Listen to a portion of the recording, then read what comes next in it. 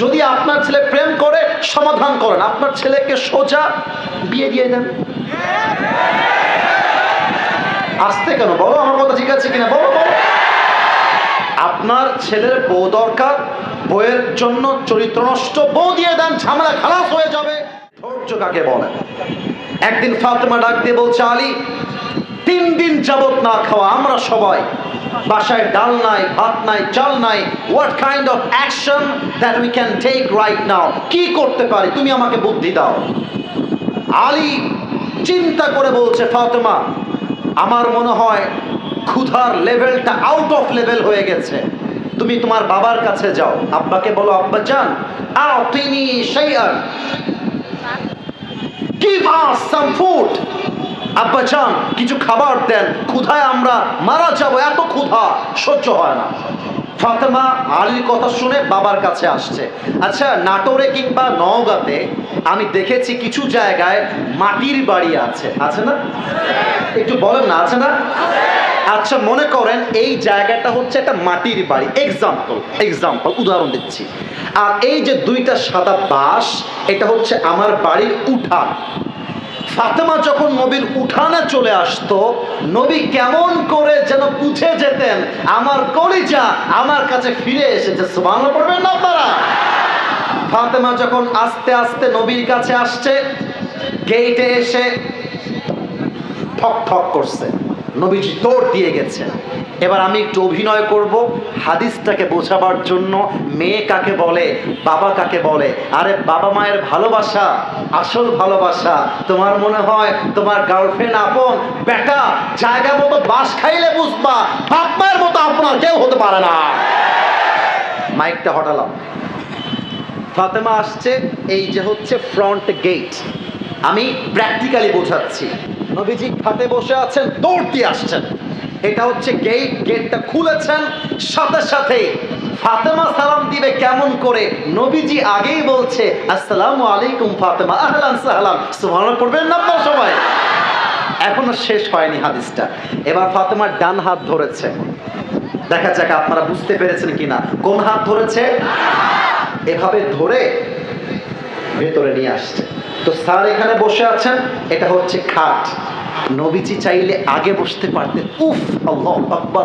নবীর আদর্শ, নবীর ভালোবাসা, আদর, মমতা, স্নেহ কাকে বলে? ফাতেমাকে বসিয়েছেন আগে, এরপর নবীজি তার পাশে বসেছেন। আর ফাতেমার চেহারা দেখেই বুঝে গেছে আমার মা ক্ষুধার্ত হয়ে আমার কাছে এসেছে। আর বলছে, আম্মা জান তোমার কি লাগবে আমাকে বলো, তোমার বাপ তো এখানেই বসে আছে, কি লাগবে আমাকে বলো। ফাতেমা বলছে, আব্বা জান 3 দিন যাবত না খাওয়া, আতিনি শাইআন, কিছু খাবার। কিন্তু নবীজি এই মুহূর্তে ফাতেমাকে ধৈর্যের পরীক্ষা নিচ্ছে। ডাক দিয়ে বলছে, আম্মা জান খাবার দেওয়ার জন্য আমার কোনো অবজেকশন নাই, আমি দিতে রাজি আছি। বাট ও ফাতেমা, আমি তোমাকে আজকে 2টা অপশন দিব, দেখা যাক তুমি কোন অপশনটা নিতে চাও। ফাতেমা বলছে, আব্বা জান কি অপশন দিবেন বলেন। আল্লাহর রাসূল ডাক দিয়ে বলছেন, 1 নাম্বার অপশন হলো আমি তোমাকে 5টা ছাগল দিব। 2 নাম্বার অপশন হলো আমি তোমাকে 5টা শব্দের দোয়া শিখায় দিব। ফাতেমা এবার বুঝে গেছে এত ক্ষুধার্ত অবস্থায় নবী আমাকে পরীক্ষা দিচ্ছে, এটা ধৈর্যের পরীক্ষা, আমাকে পাস করতেই হবে। এবার ফাতেমা তার ক্ষুধাকে মাটির নিচে দাফন করে ডাক দিয়ে বলছে, আব্বা জান, ইয়া রাসূলুল্লাহ, ইয়া হাবিবাল্লাহ, আমার তো ছাগল পাওয়ার মতো কোনো কিছু নেই, আপনি যদি আমাকে 5 শব্দের দোয়া শিখায় দেন, আমি ফাতেমা ধৈর্যের সাথে খুশি মনে, হাসি মনে বাসায় ফিরে যাব। এবার আমাকে দেখেন, নবীজি বলছে, ফাতেমা আম্মা জান তুমি আমার মুখোমুখি হয়ে বসো, just like we are here, face to face, সামনাসামনি। ফাতেমা বসে গেছে, আব্বাও বসে গেছে। বলছে, ফাতেমা আম্মা জান তুমি আমার সাথে পড়ো। এবার আপনারা আমার সাথে পড়বেন। আমরা দোয়াটা শিখতে চাই না? আপনারা কথা বলেন না, দোয়াটা শিখতে চাই না? হয়তো বা এখন মুখস্থ হবে না, বাট ইউটিউবে কালকে আপলোড হয়ে যাবে। এখনো শুনবো, আগামীকালও শুনবো। আগেই ফজলত বলে দেই, ফজিলত এই দোয়া যে অভাবে পড়বে, কষ্টে পড়বে, আল্লাহ তার অভাব এবং কষ্ট সব দূর করে দিবে। সুবহানাল্লাহর আওয়াজটা তো নাটোরের হয় না। আরেকবার একটা সুবহানাল্লাহ পড়বেন, জান্নাতে একটা গাছের মালিক হয়ে যাবেন। এক গাছের মালিক। আরেকবার পড়েন। আরেক গাছের মালিক। আরেকবার পড়েন। আরে খালি পড়বেন সুবহানাল্লাহ, আলহামদুলিল্লাহ, লা ইলাহা ইল্লাল্লাহ, আল্লাহু আকবার। যত বলবেন তত আপনি জান্নাতের প্রাসাদের মালিক হয়ে যাবেন। সুবহানাল্লাহ। ফাতেমাকে বলছে, আম্মা তুমি পড়ো। এবার আপনারা আমার সাথে পড়বেন, আমি যেন আওয়াজ কারো থেকে কোনো কম না আসে। বলেন সবাই, নাটোরের কাজ কাটার ভাইরা, ইয়া আউয়ালাল আউয়ালিন, ইয়া আখিরাল আখিরিন, ইয়া দাল কুওয়াতিল মাতিন, ইয়া রাহিমাল মাসাকিন। সর্বশেষ শব্দ সবচাইতে সহজ, এটা যেন কেউ বাদ না পড়ে যায়। সবাই মিলে পড়বেন, ইয়া আরহামার রাহিমিন। আম্মা জান যাও, বাসায় ফিরে যাও, টেনশন নাই, আল্লাহ তোমার সাথে আছে। ফাতেমা চলে আসছে, but Ali was waiting for the food. Ali বসে আছে, খাবার কখন আসবে, আমি খাবো, হাসান খাবে, হোসাইন খাবে, আমার বউ খাবে, অপেক্ষায় আছে গেটের কাছে। দিস ইজ দ্য ডোর, এটা হচ্ছে সেই গেট। তো দেখছে ফাতেমা আসছে, বাট এই হাতও ফাঁকা, এই হাতও ফাঁকা, খাবার দাবার কিছুই নাই। ফাতেমা, আইনা তো খাবার কোথায়, তোমার হাত তো খালি ফাতেমা। ফাতেমা বলছে, আলী হাতটা ভালো করে দেখো তো। আমি তো আমার নবীর কাছে দুনিয়া চাওয়ার জন্য গিয়েছিলাম, আমার নবী দুনিয়া নয়, তুই হাত ভর্তি আখিরাত দিয়ে আমাকে ফেরত পাঠিয়ে দিয়েছিস। আলী বলছে, ফাতেমা আবেগ দিয়ে হবে না, পেটে আমার ক্ষুধা, খাবার আমাকে খেতেই হবে। এবার জামাই আসছে শ্বশুরের কাছে, জামাই আসছে শ্বশুরের কাছে। নবী তো আগের থেকেই জানে আলী কেন আসছে, কি কারণ। এই ছেলে পেলে বসে আছে, একটা কথা বলেই ফেলি, হাদিসের মাঝে মনে পড়ে গেল, এই আলীর কথা বলার জন্য মনে পড়ে গেল।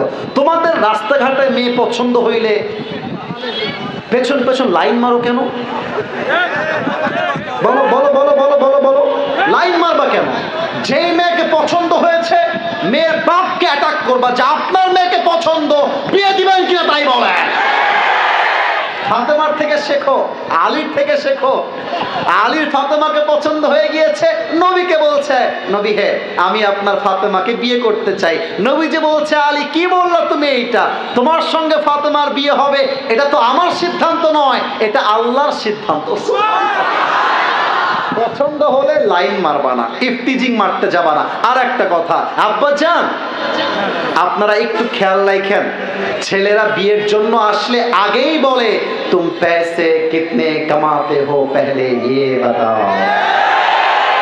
আপনার বোঝা উচিত, টাকা দিয়ে একজন মেয়ে সুখী হয় না, একজন মেয়ে সুখী হয় চরিত্রবান যুবকের সাথে। আচ্ছা আমার দিকে তাকান তো, এটা আমার মুখে কি আওয়াজটা পাইলাম না। আরেকবার, নাটোরবাসী আমাকে পাম দিবেন না, পাম দিবেন না। বলেন তো, আমাকে দাড়ি রেখে, মুরব্বীরা কেউ বাদ যাবেন না, মুরব্বীরা বলবেন আমাকে দাড়ি রেখে আনস্মার্ট লাগতেছে, খ্যাত লাগতেছে। অনেক মেয়ে দেখবা দাড়িওয়ালা দেখলে গায়ে চুলকানি চুলকানি চুলকানি শুরু হয়ে যায়। বলো বলো বলো, যেই মেয়ের দাড়িওয়ালা পছন্দ না, তার জন্য বিটিএস এর হিজড়া ছাড়া সেকেন্ড গোলাপ জল হতে পারে না। আর যেই মেয়ে আমাকে দাড়ির জন্য বিয়ে করতে চায় না, সে তো আমার বাড়ির বউ হওয়ার যোগ্যতাই রাখে না করে ভাই। ফাতেমা আলীকে পাঠিয়ে দিয়েছে, আলী আসছে শ্বশুরের কাছে। নবীজিও এভাবে বসে আছে, আলীও চুপচাপ বসে আছে, কেউ কোনো কথা বলে না। এবার নবীজি ডাক দিয়ে বলছে, আলী তোমার কি চাই, আমাকে বলো, কি দরকার বলো। আলী এবার লজ্জা কাটিয়ে বলছে, শ্বশুর আব্বা আতিনি শাইআন, কিছু খাবার দেন, আমরা প্রচন্ড অভাবে আছি। আমার চোখে চোখ রাখতে হবে, কথা কি বোঝা যায় নাকি যায় না? এবার আল্লাহর রাসূল ডাক দিয়ে বলছেন, আলী আমি তোমাকে দুইটা অপশন দিব। নাটোরের ভাইয়েরা কয়টা অপশন? আর একটু জোরে বলেন সবাই, কয়টা? এক নাম্বার অপশন, আমি তোমাকে ৫,০০০ বকরি দিব। আগে ছিল ৫টা, এবার হয়েছে ৫,০০০। আর তোমাকে আমি সেকেন্ড অপশন দিব ৫টা দোয়া। হ্যাঁ আলী তুমি কি চাও? আলী বুঝে গেছে আমার শ্বশুর আমাকে ধৈর্যের পরীক্ষা নিচ্ছে। আলী বলছে, ইয়া রাসূলুল্লাহ, আমার 5000 বকরির দরকার নাই, আপনি আমাকে 5 শব্দের দোয়া শিখাই দিবেন, আমি আলী তাতেই খুশি হয়ে যাব। সুবহানাল্লাহ। এবার আলী 5 শব্দের দোয়া শিখে বাসায় ফিরে আসছে। বাসায় আসার পরে আলী এবং ফাতেমা ধৈর্যের সাথে 5 শব্দের দোয়া আমল করতে শুরু করেছে। হাদিসে আসছে, ধৈর্যের জন্য, আমলের জন্য আল্লাহ তাদের সংসারে এত রিজিক দিয়েছে, তারা ভরপুর খুশিতে আনন্দ হয়ে গিয়েছে। সুবহানাল্লাহ। অতএব যারা নাটোরের বাসিন্দা আছেন, আমার মনে হয় আমরা সবাই মধ্যবিত্ত পরিবারের সন্তান। আমি আমার ওয়াজে বলেছিলাম, মধ্যবিত্ত পরিবারের সন্তান মানেই একটা ব্র্যান্ড। আমাদেরকে সাইকেল দিবেন চলবে, বাইক দিবেন চলবে, কিছুই দিবেন না, হেঁটে হেঁটেও চলবে। আমাকে ভাত দিবেন, ডাউল দিবেন চলবে, গোস্ত দিবেন চলবে, কিছুই দিবেন না, 1 গ্লাস পানি, পান্তা ভাত, একটা মরিচ দিবেন, পুরো ভাত সাবার করব। আমি মধ্যবিত্ত পরিবারের সন্তান। আমাকে আপনি বালিশ দিবেন ঘুমাবো, বালিশ দিবেন না তাও ঘুমাবো, ল্যাপ দিবেন ঘুমাবো, দিবেন না তাও ঘুমাবো, কম্বল দিবেন ঘুমাবো, দিবেন না তাও ঘুমাবো, কিচ্ছু দিবেন না, আমি ইটকে বালিশ বানিয়ে ঘুমিয়ে যাব। আমি মধ্যবিত্ত পরিবারের সন্তান। কিন্তু একটা কথা না বলে পারছি না, যেটা খুব ফেমাস ডায়লগ আমরা মাঝে মাঝেই বলি, গরিব হয়ে জন্মেছো দোষের কিছু নয়, বাট গরিব হয়ে মরে গেলে বড্ড দোষের ব্যাপার। আমার কথা একটা, সামর্থ্য যদি থাকে 1 কোটি নয়, আমরা হালাল ভাবে 1000 কোটি টাকার মালিক হতে চাই, ঠিক না বলো? কিন্তু বিপদে আপদে ধৈর্য ধারণ করতে হবে 1 সপ্তাহের উপরে। বলেন সবাই, তিনি কে? এবার একটা প্রশ্ন করব ধৈর্যকে নিয়ে, যেহেতু কথা বলছি। আমার বাংলাদেশে 50 বছর, কেউ যেন চিপঠামি করেন না নামটা বলতে গিয়ে, এক কোরআনের পাখি 50 বছর কোরআনের খেদমত করেছেন, জালিমের বন্দিশালায় বন্দী হয়ে মারা গেছেন, শহীদ হয়েছেন। নাম কি? সে আলেমের নাম কি? আল্লামা দেলোয়ার হোসেন সাঈদী হুজুর। দেখেন ধৈর্যশীল বান্দার সাথে আল্লাহর সম্পর্ক কেমন হয়, আমি বাংলাদেশ দিয়ে বোঝাই।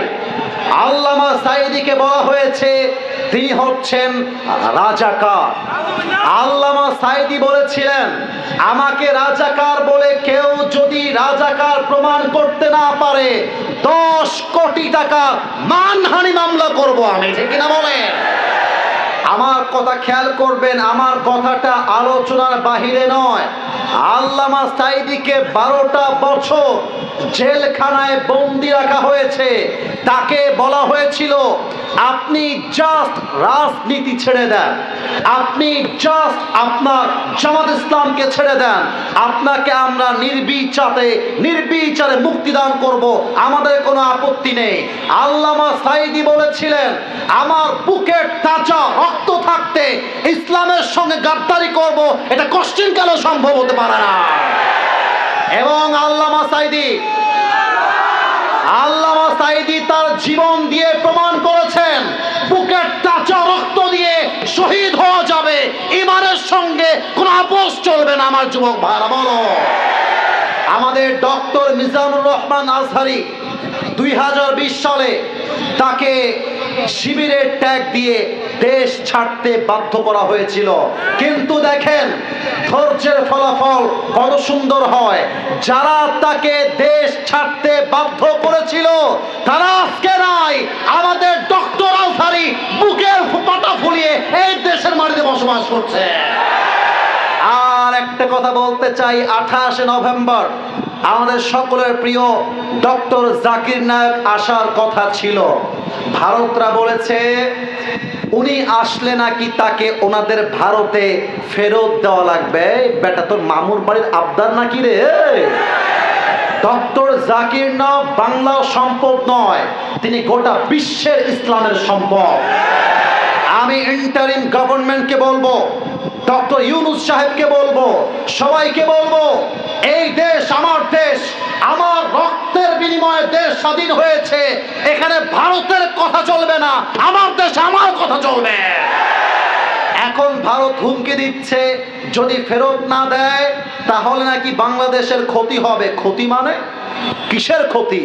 ইলিশ আমাদের, পেঁয়াজ আমাদের, দেশ আমাদের, কৃষি আমাদের, ব্যাংক আমাদের। এই দেশটা ভারতের দেশ নয়, এটা 18 কোটি মুসলমানদের দেশ।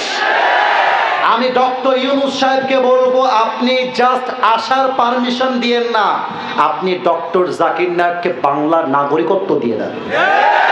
এবং আপনি বলে দেন ডক্টর জাকির নায়েক জাস্ট 2025 নয়, ডক্টর জাকির নায়েকের যখন মন চায় তখন দেশে আসবে, ইসলামের কথা বুক ফুলিয়ে তিনি বলবে। এটা কিনা বলো? অতএব ভারত, আপনারা আমাদের প্রতিবেশী, আপনাদের সঙ্গে আমাদের কোনো বিদ্বেষ নাই। আমরা ভদ্র ভাষায় বলছি, আমাদের ঈমান নিয়ে খেলতে আসবেন না, আগুন নিয়ে খেলতে আসবেন না। আমরা কাউকে মারতে চাই না, আর যেই হাত আমাদেরকে মারতে চায় সেই হাত ভেঙে আমরা গড়িয়ে দিব।